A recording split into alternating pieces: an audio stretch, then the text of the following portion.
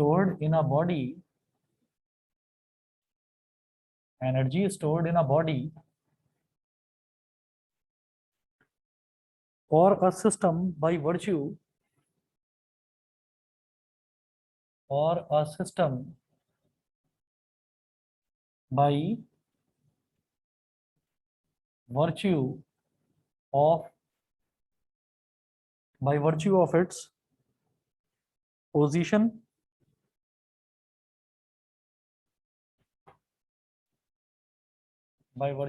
position in a field of force, in a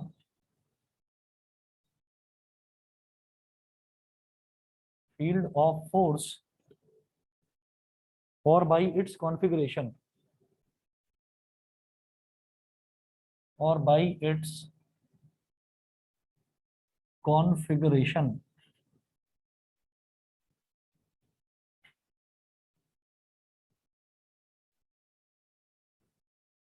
और by its configuration. Potential energy क्या होती है कि अगर बॉडी रेस्ट में है तो बॉडी की जो पोजीशन है उसकी पोजीशन के हिसाब से जो उसके अंदर एनर्जी है उसको हम बोल देते हैं पोटेंशियल एनर्जी। ठीक है, पोटेंशियल एनर्जी क्या हो गई, वही जैसे एग्जांपल लिया था हमने एरो का और बो का, कि अगर बो है, धनुष है हमारे हाथ में और हमने जो एरो है उसको खींच लिया पूरी तरीके से, तो जो उसकी स्ट्रिंग है उसकी स्ट्रिंग की प्रॉपर्टी होती है कि वो उसको एरो को आगे की तरफ पुश करेगी। तो जब तक मैंने उसको होल्ड कर रखा है उसके अंदर पूरा पोटेंशियल है। ठीक है, तो इसी तरीके से अगर मैं बिल्डिंग के टॉप पर पहुंच जाऊं और बिल्डिंग के टॉप पर मैंने किनारे पर एक ब्रिक रख दी, मान लीजिए ये बिल्डिंग है और यहां पर मैंने किनारे पर एक ब्रिक रख दी है, तो हल्के से इशारे की तो जरूरत है, बस हल्का सा इशारा रखूंगा, इशारा ही करूंगा तो ये बड़ी तेजी से नीचे आएगी। ठीक है, ये बहुत तेजी से नीचे आएगी, तो इसका मतलब क्या है कि ये जो इसकी पोजीशन है ना, कि ये इतनी ऊंचाई पर रखी हुई है, इसकी पोजीशन की वजह से इसके अंदर एक एनर्जी स्टोर हो गई है, वो एनर्जी ही इसके अंदर छुपी हुई पोटेंशियल एनर्जी है। और जब ये मोशन में आ जाती है बॉडी, कोई भी बॉडी जब मोशन में आ जाती है तो उसकी जो पोटेंशियल एनर्जी है वही कन्वर्ट हो जाती है काइनेटिक एनर्जी में। ठीक है, और किसी भी इंस्टेंट पर अगर हम देखते हैं तो पोटेंशियल एनर्जी और काइनेटिक एनर्जी उनका सम जो है वो कंजर्व रहता है, कांस्टेंट रहता है। उसी को हम बोल देते हैं principle of conservation of energy, principle of conservation of energy. ठीक है, देखिएगा इसमें आप कुछ एग्जांपल्स नोट करें।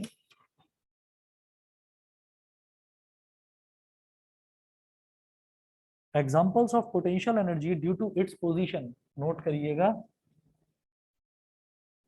Examples of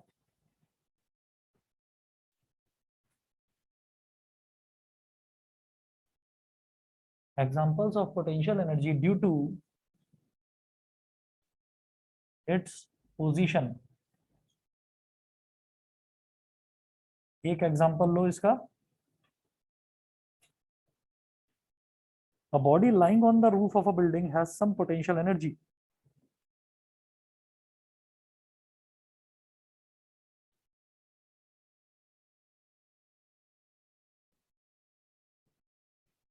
a body lying on the roof a body lying on the roof of a building has some potential energy। lying on the roof of a building has some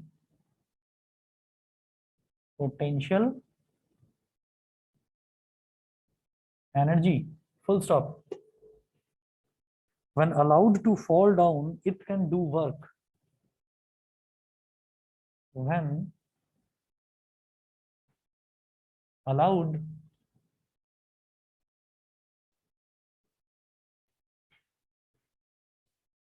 when allowed to fall down it can do when allowed to fall down it can do work। सीधी सी बात है कि जब तक ऊपर रखा हुआ है तब तक तो हम ये कहेंगे कि उसके अंदर खूब पोटेंशियल है, जरा सा धक्का दे दो, जरा सा उसको आप पुश कर दो तो वर्क क्या कर सकता है, वंडर्स कर सकता है। किसी के सिर पर गिर जाएगा तो सिर टूट जाएगा, किसी की गाड़ी पर गिर जाएगा तो गाड़ी टूट जाएगी, समझ रहे हैं। तो वो वर्क कर सकती है कोई भी चीज अगर ऊपर से नीचे गिरेगी तो, ठीक है। तो this is due to its position, तो उसकी पोजीशन की वजह से है। एक एग्जांपल लेंगे, example of potential energy due to configuration. Example of potential energy, example of potential energy due to configuration.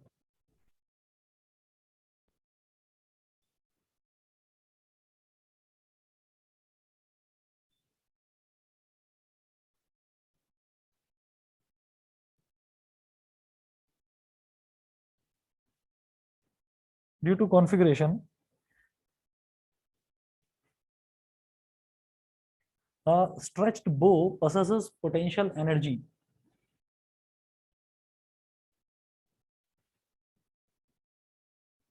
A stretched bow possesses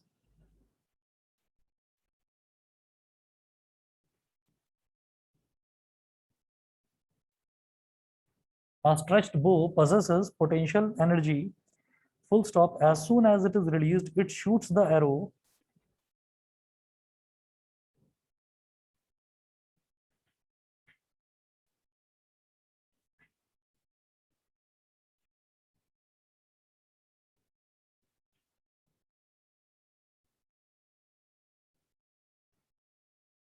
as soon as it is released, it shoots the arrow with a large velocity, with a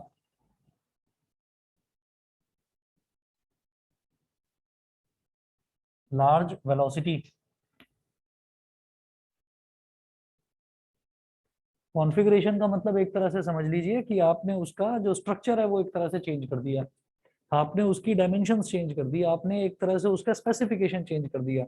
for example, हमारे पास कोई laptop रखा हुआ है, हम उस laptop की memory बढ़वा देते हैं, या हम उस लैपटॉप में किसी तरीके का कोई गेमिंग कार्ड डलवा देते हैं, कोई कैप्चर कार्ड डलवा देते हैं, कुछ भी डलवा देते हैं उसके अंदर।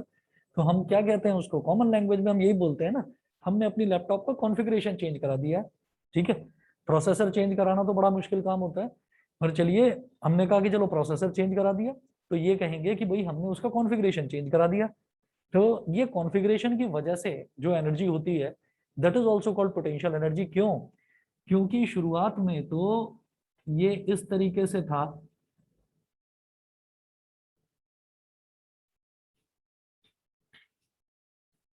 एक स्ट्रिंग थी ये नॉर्मल पोजीशन में, ठीक है, और ये हमने एरो को ऐसे रखा हुआ था, एरो को ऐसे रखा हुआ था। फिर हमने क्या करा, हमने इसका कॉन्फ़िगरेशन चेंज कर दिया। कैसे चेंज करा, यहां से पकड़कर इसको खींच दिया इस तरह से। तो अब हमने क्या करा, इसके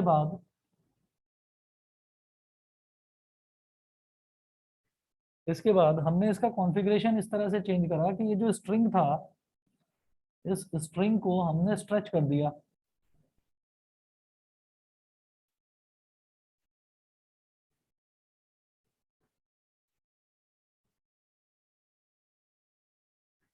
इसको स्ट्रेच करा, तो स्ट्रेच करने से क्या हो गया कि अब इसके अंदर पोटेंशियल एनर्जी इकट्ठी हो गई, इसके अंदर पोटेंशियल एनर्जी इकट्ठी हो गई, तो फिर ये आगे जाएगा और बहुत तेज वेलोसिटी के साथ जाएगा, ठीक है। वो बाहुबली में जैसे वो 3 तीर जाते थे एक साथ, 3 थे ना उसमें, एक इस डायरेक्शन में, एक उधर और एक उधर, पता नहीं कौन सा तरीका था वो, कि वो 3 आ रहे हैं तो तीनों एक इधर एक उधर, अरे भाई तीनों स्ट्रेट लाइन में जाएंगे मेरे हिसाब से, तो पता नहीं कौन सा लॉजिक लगाया था। चलिए, तो ये हो गया कॉन्फ़िगरेशन, कि आपने उसका कॉन्फ़िगरेशन चेंज करा, तो कॉन्फ़िगरेशन चेंज करने से उसके अंदर बहुत सारी पोटेंशियल एनर्जी इकट्ठी हो गई, ठीक। चलिए जी, इसके बाद आप नोट करेंगे different types of potential energies. इतना सभी को क्लियर है? ऑनलाइन वाले बच्चे बता दें। Yes sir. ठीक है, पार्थ, शिवांश, विदुषी, यस सर। यस ठीक है। सर। चलिए, अब नोट करेंगे different types of potential energies.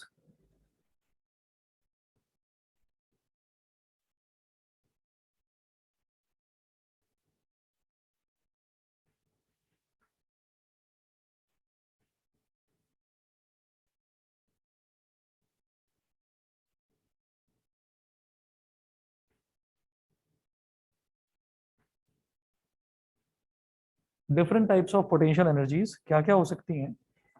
पहली है ग्रेविटेशनल पोटेंशियल एनर्जी। पहला लिखेंगे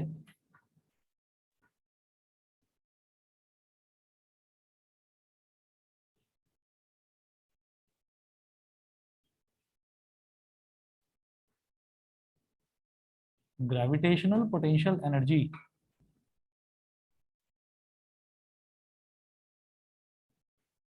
ग्रेविटेशनल पोटेंशियल एनर्जी में नोट करिए, it is the potential energy associated with the state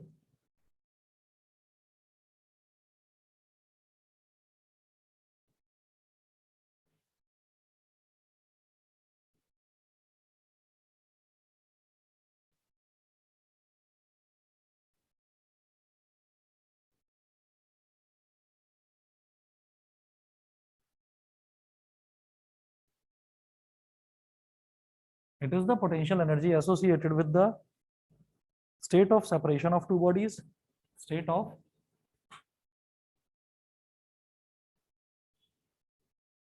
separation of two bodies, comma, which attract one another through the gravitational force.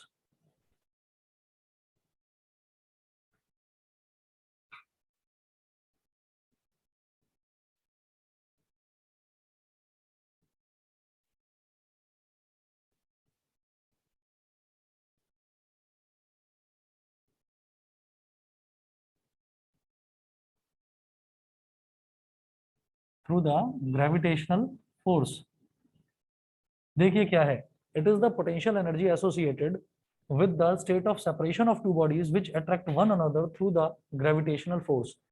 तो अगर मान लीजिए मैं किसी एक ईंट की, पत्थर की, किसी भी ऑब्जेक्ट की बात करता हूँ, तो नॉर्मली कोई भी ईंट या पत्थर क्या चाहेगा कि वो जमीन पर पड़ा रहे, ग्राउंड पर पड़ा रहे। हमने क्या करा, हमने उसको उठाया, उठाकर हम बिल्डिंग की छत पर ले गए, हमने उसको उसकी छत पर रख दिया। ठीक है, तो अब इसके अंदर जो पोटेंशियल एनर्जी डेवलप हुई है, हमें इसको देखकर, हम अगर नीचे खड़े हुए हैं तो हमें इसको देखकर डर लग रहा है कि ये कहीं हमारे ऊपर ना गिर जाए। क्यों? क्योंकि इसके अंदर इतनी पोटेंशियल एनर्जी आई कहाँ से?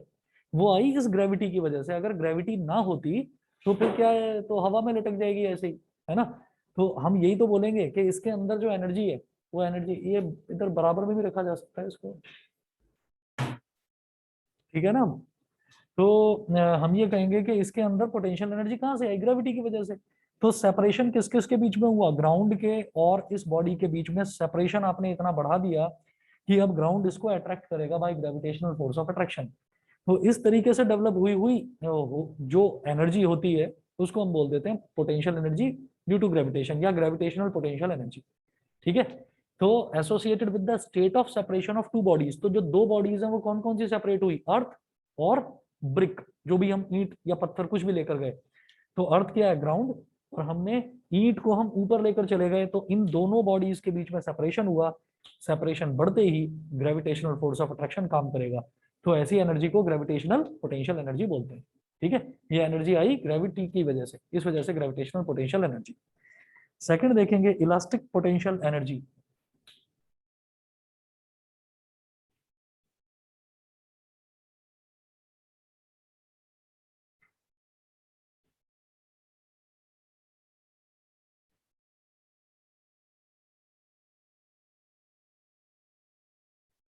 इलास्टिक पोटेंशियल एनर्जी में नोट करें, it is the potential energy associated with the state of compression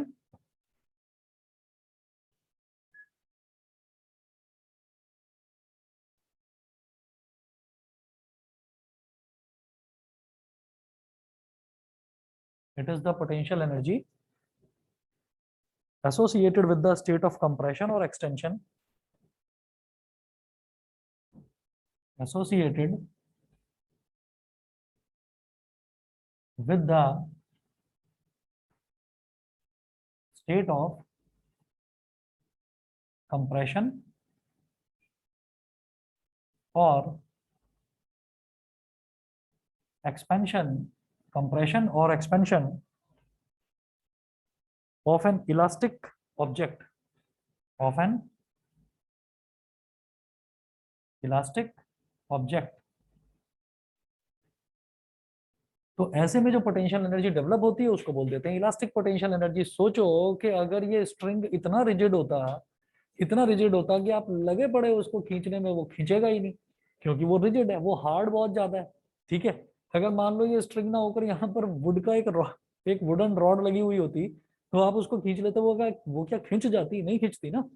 तो इसके अंदर जो बड़ी तेज वेलोसिटी के साथ में जो ये एरो जाता है, वो किसकी वजह से जाता है? वो इस स्ट्रिंग की इलास्टिसिटी की वजह से जाता है।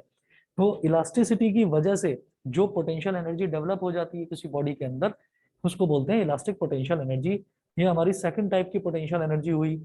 थर्ड कैटेगरी है electrostatic potential energy.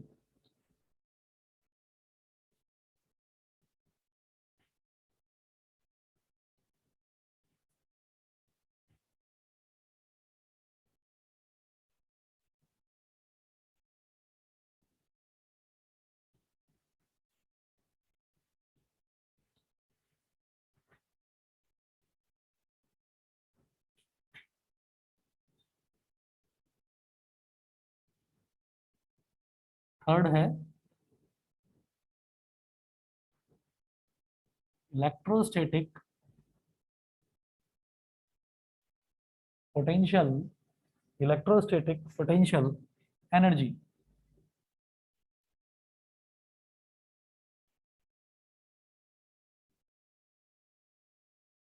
Electrostatic potential energy.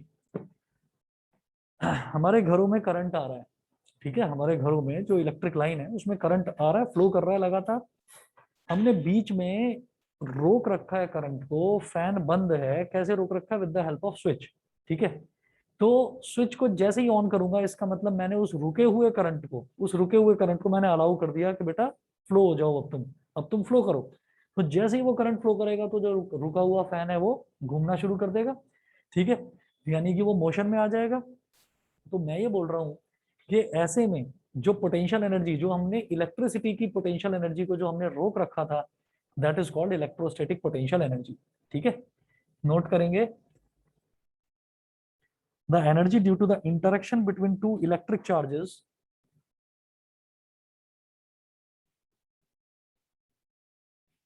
the energy due to the interaction between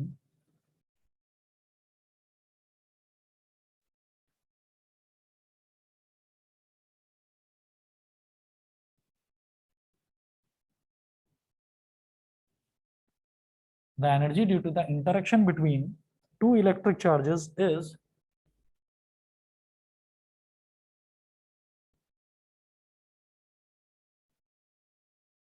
between two electric charges is electrostatic potential energy।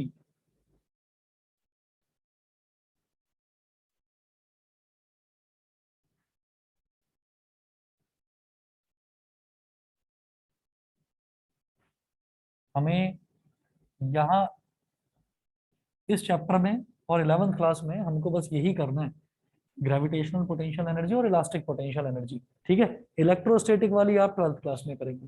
तो इसको बस हमें ये देखना था कि एक थर्ड कैटेगरी ये भी होती है, ज्यादा डिटेल में इसको करना नहीं है। उसके बाद आप नेक्स्ट हेडिंग डालेंगे ग्रेविटेशनल पोटेंशियल एनर्जी। अब जरा डिटेल में देख लेते हैं इसको।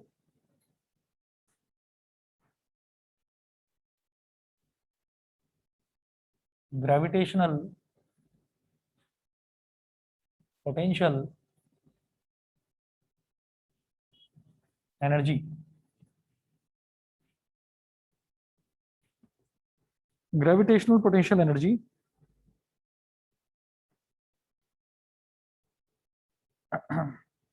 It is that energy of a body, या आप सीधा लिखें it is the energy possessed by a body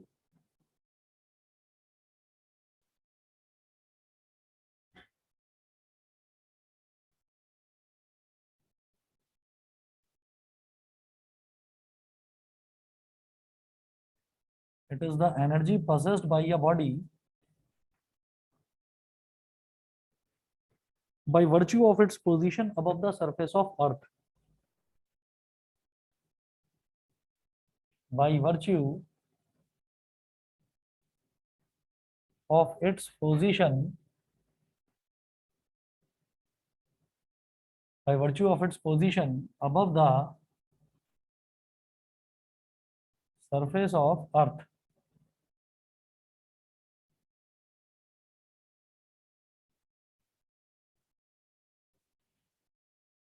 above the surface of earth. इसके बाद नेक्स्ट पॉइंट लिखेंगे, बल्कि एक डायग्राम बनाए पहले।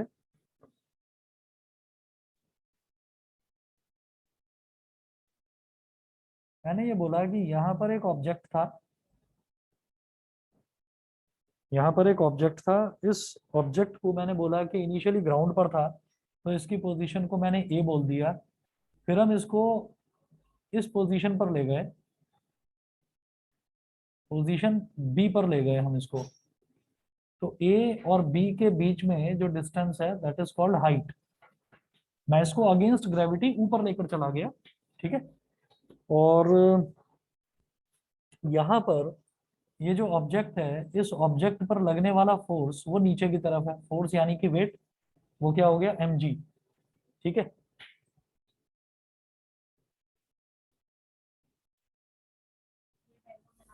हाँ हाँ, जो भी कुछ करवा रहा हूँ सब आप करते चलें, नोट्स आपके प्रिपेयर हो जाएंगे, एग्जाम में रिवीजन करते टाइम प्रॉब्लम नहीं आएगी। इसके बाद आप कहें consider a body of mass M lying on the surface of the earth. First point लिखेंगे इसमें, consider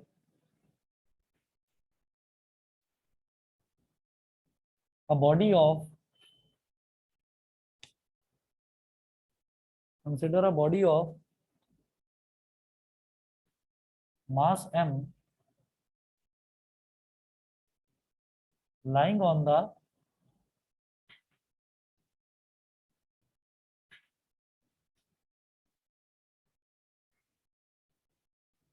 surface of earth as shown, lying on the surface of earth as shown. Let g be the acceleration due to gravity at this place. Let small g be the acceleration due to gravity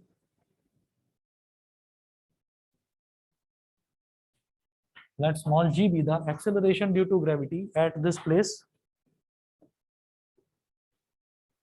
at this place. अब हम ये कहेंगे force needed to lift the body up with zero acceleration.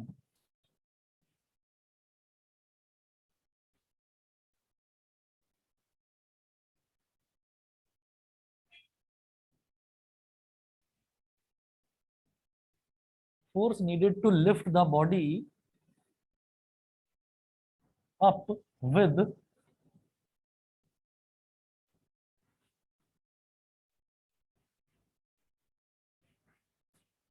Zero acceleration. Zero acceleration का मतलब क्या है कि मैं उसमें उसको ऊपर उठाने के लिए फोर्स कितनी चाहिए।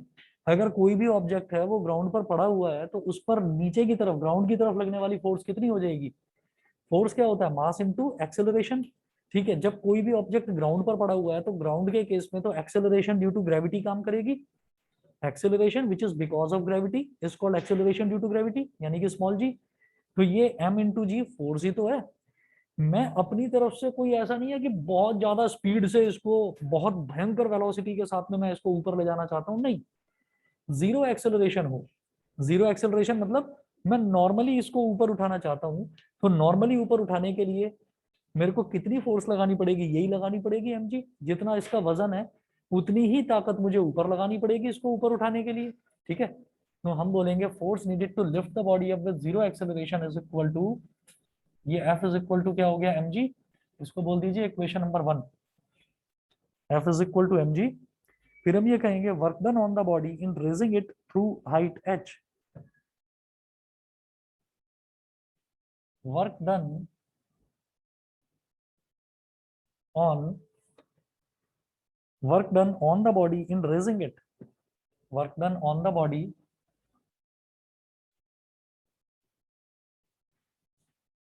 on the body in raising it through height h.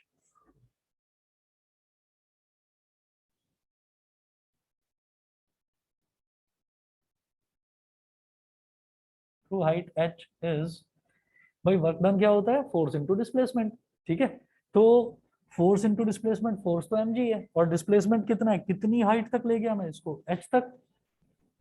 तो work done is equal to force into displacement f into h, यानी कि work done is equal to m g h। Equation number 2, this work done is stored as the gravitational potential energy of the body.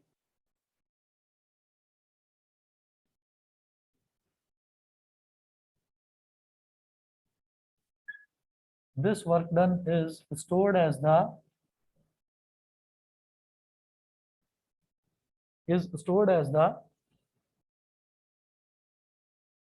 gravitational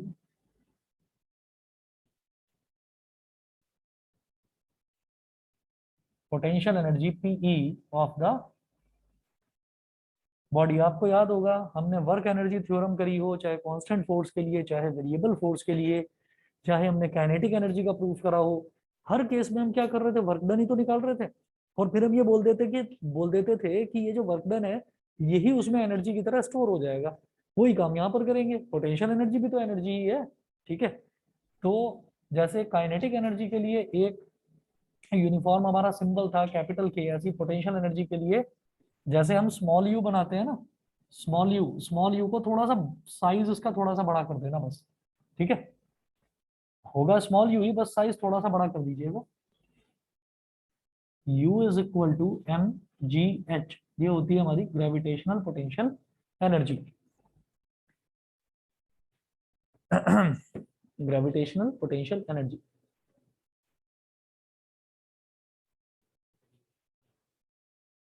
आएगा तो नहीं, पर कई बार क्या होता है ना कि जो हमारे क्वेश्चंस हैं, जो एमसीक्यू हैं, उन एमसीक्यू क्वेश्चन में कुछ बनाकर पूछ लेते हैं कि मतलब बीच का कोई स्टेप पूछ लेंगे, तो इसलिए नोट्स करने बहुत जरूरी है। बेटा बस 1 मिनट वेट करिए, मैं आ रहा हूँ अभी।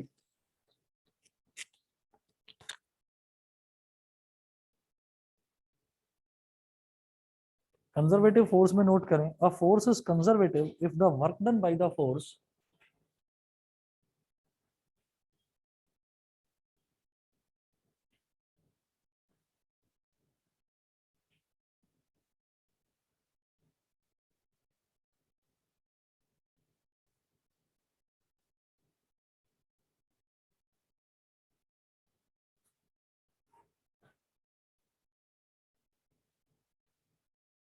a force is conservative if the work done by the force in displacing a particle in displacing a particle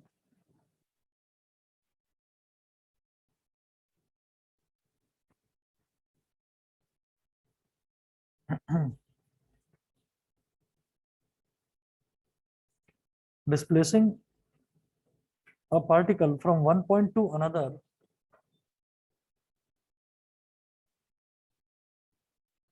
from one point to another, a force is conservative if the work done by the force in displacing a particle from one point to another is independent of the path followed, is independent of the path followed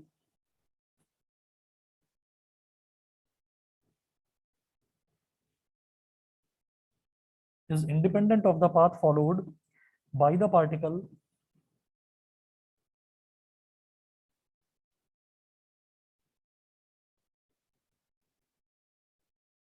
and depends only on the endpoints, only on the endpoints.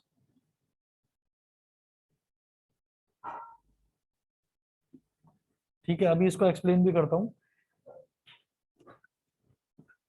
Conservative force का मतलब ये है कि अगर मान लीजिए हम force लगा रहे हैं किसी भी ऑब्जेक्ट पर, तो एक जगह से दूसरी जगह जाने के लिए तो कर रहे हैं। किसी भी ऑब्जेक्ट पर मैं फोर्स लगा रहा हूँ, तो मान लीजिए पॉइंट ए है और पॉइंट ए से पॉइंट बी पर मैंने पहुंचा दिया एक पार्टिकल को। एक तरीका तो ये है कि पार्टिकल हवा में है, मैंने फोर्स लगाई और यहाँ से और यहाँ तक मैंने उसको पहुंचा दिया। एक तरीका ये है कि यहाँ पर था और मैं उसको ऐसे घुमाकर और ऐसे मैंने यहाँ तक पहुंचा दिया। एक तरीका ये है कि इसको ऊपर से ऐसे घुमाकर और ऐसे पहुंचा दिया। मतलब मैंने अलग अलग पाथ फॉलो करे, एक जगह से दूसरी जगह तक पार्टिकल को पहुंचाने के लिए अलग अलग पाथ मैंने फॉलो करे। तो वो उन पाथ्स पर डिपेंड ही नहीं करता। फोर्स जो है वो उन पाथ्स पर डिपेंड ही नहीं करता, आप कैसे भी एक जगह से दूसरी जगह पहुंचा दो बस। ठीक है, ऐसी फोर्स को कंजर्वेटिव फोर्स बोलते हैं। जो फोर्स पाथ पर डिपेंड नहीं करता उसको हम कंजर्वेटिव फोर्स बोल देते हैं। बस उसको किस चीज से मतलब है कि हमें इस पॉइंट से चलना है और इस पॉइंट तक पहुंचना है बस। तो किस रास्ते से आप आ रहे हो, आप सीधे आ रहे हो, आप डांस करते हुए आ रहे हो, कैसे आ रहे हो, उसको मतलब नहीं है। समझ गए? ठीक, इसका एक्सप्लेनेशन देखिएगा। एक डायग्राम बनाए सबसे पहले।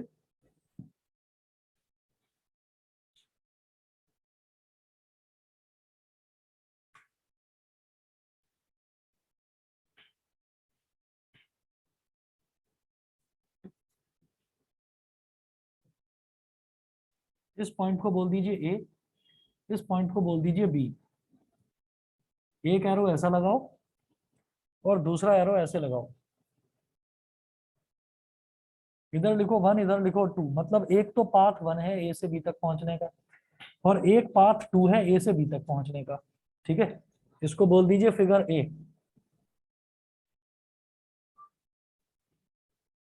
Figure A. Suppose a particle, अब नोट करेंगे।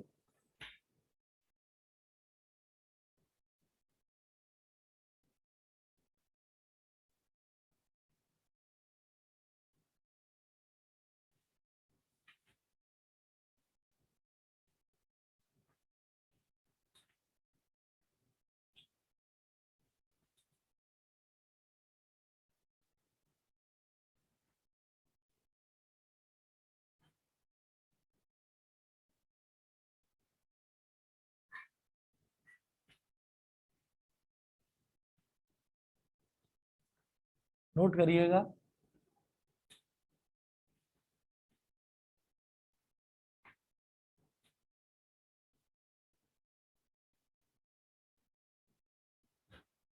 Suppose a particle moves from point A to point B,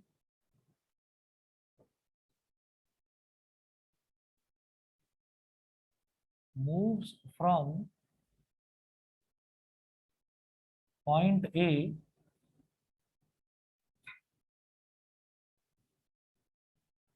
moves from point A to point B along either path 1 or path 2, along either path 1 और path 2। Bracket में मैं लिख रहा हूं figure A.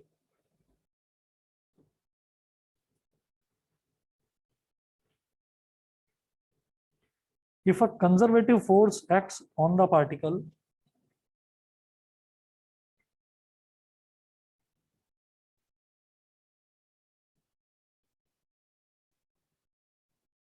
if a conservative force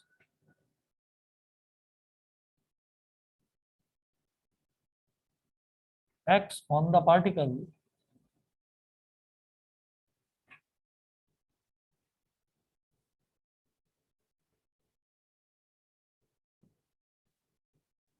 then WAB, bracket में लिखना, along path 1 is equal to WAB along path 2, equation number 1.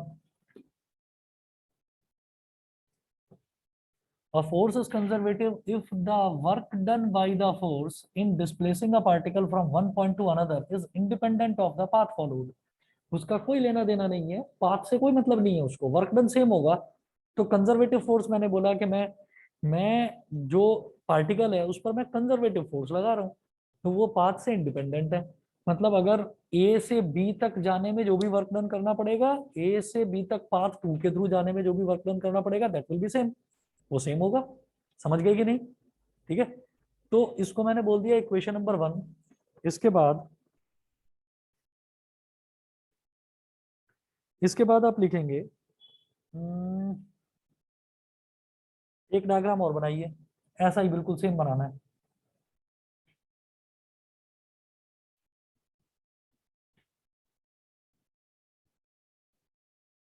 इधर point A, इधर पॉइंट बी। अब क्या करो, ए से बी तक हम जा रहे हैं और फिर इधर लिखोगे बी से ए तक आ रहे हैं। इसको बोलिए पाथ 1, इसको बोलिए पाथ 2, और इसको बोलिए फिगर बी। Figure B. अब इसके बारे में क्या है वो आगे लिख रहा हूं उस तरफ।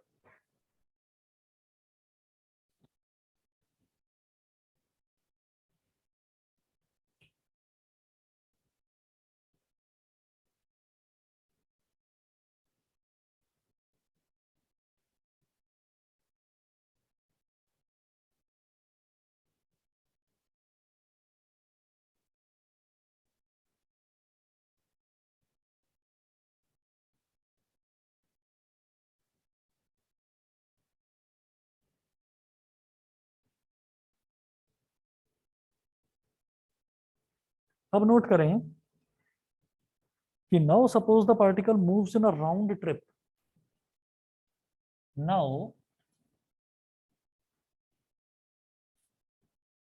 Suppose the particle now suppose the particle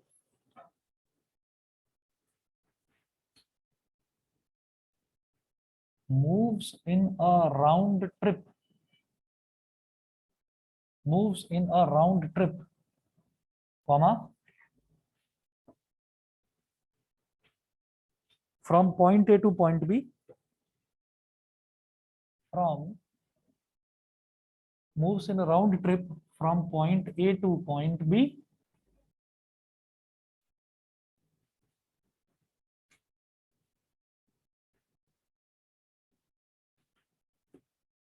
along path 1,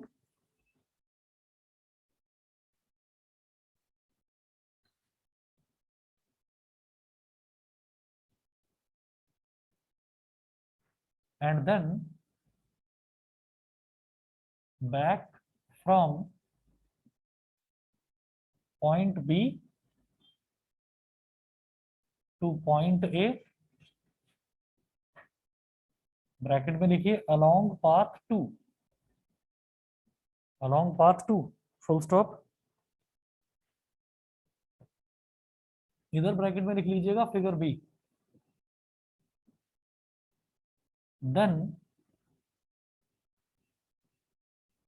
for a conservative force,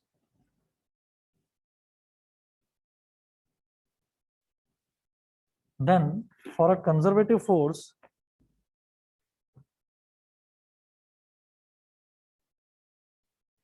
अब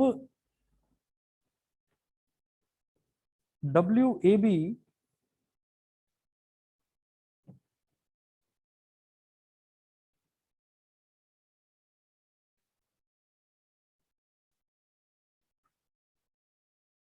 ब्रैकेट में लिखिएगा along path 2, WAB along path 2 will be equal to, अब आप ये कहेंगे फिगर AB में मैं A से B तक तो जा ही नहीं रहा हूं, तो फिर WAB क्यों लिख दिया? ठीक है, हम A से B तक तो नहीं जा रहे हैं, तो WAB क्यों लिख दिया बताता हूं अभी। WAB along path 2 is equal to minus WBA along path 2। ठीक है, देखो मैं ए से बी तक पाथ 1 वाला रास्ता, ए से बी तक पाथ 1 वाला रास्ता दोनों में सेम है, दोनों में सेम है। अंतर क्या आया फिगर ए और फिगर बी में कि फिगर ए में जहां हम इस तरह से ए से बी तक जा रहे थे, फिगर बी में हम बी से ए तक आ रहे हैं। तो वेक्टर में अगर मान लीजिए कोई भी वेक्टर है जिसकी डायरेक्शन दे रखी है, उस डायरेक्शन को अगर अपोजिट डायरेक्शन में लिखना हो तो विद माइनस साइन रिप्रेजेंट कर देते हैं। तो मैंने बोला कि W A B along path 2, ये मेरे पास है नहीं, work done from A to B मेरे पास है नहीं फिगर बी में। तो work done from A to B क्या होगा, work done from B to A का नेगेटिव, तो minus W B along path 2। ये समझ में आ गया कि नहीं? ठीक है, ऑनलाइन वाले बच्चे बताएं भाई, इतना क्लियर है? Yes, sir. Yes, sir. हाँ, फिगर बी की बात कर रहे हैं, फिगर बी की ही बात कर रहे हैं। ठीक, ये दूसरा केस है, ये वाला हमारा पहला केस था। ये पहला केस था फिगर ए वाला, अब फिगर बी वाला। ठीक है, तो ये इक्वेशन 1 हो गई और ये वाली हो गई equation 2। Comparing comparing equation 1 and 2, equation 1 और 2 को कंपेयर करो। तो कंपेयर करने पर क्या पता चल रहा है, आप ये देखेंगे कि W A B along path 2, ये भी है W A B along path 2 और इधर भी W A B along path 2। तो इसका मतलब W A B along path 1 will be equal to minus W B A along path 2। ठीक है, तो हम कहेंगे W A B along path 1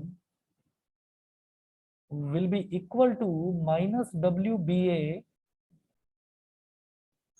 along path 2। ठीक है, WAB along path 1, ये WAB along path 2 के इक्वल था। इक्वेशन 2 में पता चला कि WAB along path 2 minus WBA के इक्वल है। तो इसका मतलब जब ये उसके इक्वल है और इधर ये इसके इक्वल है, तो WAB along path 1 will be equal to minus WBA along path 2। ये हो गया, इसको इधर ले आओ लेफ्ट हैंड साइड में, तो ये हो जाएगा WAB along path 1, माइनस वाले को इधर ले आएंगे तो क्या हो जाएगा, plus plus WBA along path 2 will be equal to 0। ये 0 के इक्वल हो गया। ठीक है, अच्छा, तो क्या कह सकते हैं कि WAB along path 1 plus WBA along path 2 ये इक्वल हो गया। तो इसका मतलब ये है कि जब मैं किसी क्लोज्ड पाथ में ट्रेवल करूंगा तो मेरा टोटल वर्क डन 0 हो जाएगा। ठीक है, तो यहां पर हम लिखेंगे, ये मिटा रहा हूं,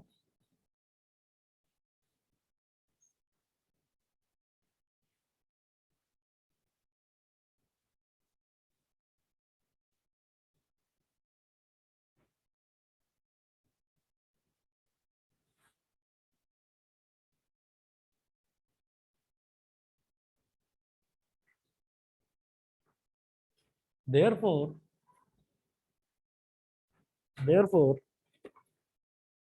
W और नीचे लिखें आप सबस्क्रिप्ट में क्लोज्ड पाथ,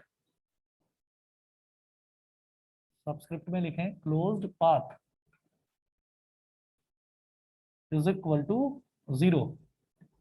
एक लाइन और लिख लें, hence a force is conservative if the work done by the force, hence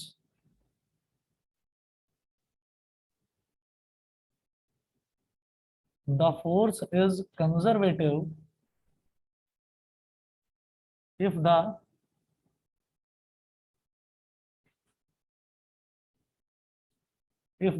work done by the force,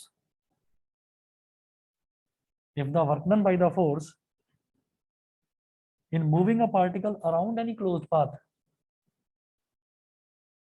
in moving a particle around any closed path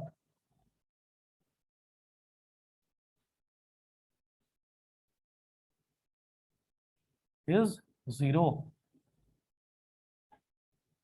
is 0।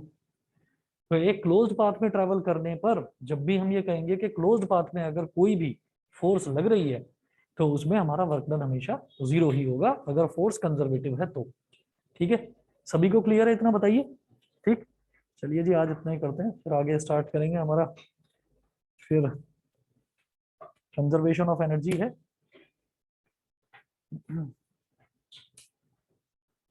अगर time मिला तो कल लूंगा आपकी एक्स्ट्रा क्लास, मैसेज चेक कर लेना कल, अगर टाइम मिला तो, कह तो रहा हूँ। ओके, नमस्ते सर। ओके, हाँ जी, थैंक यू। ओके।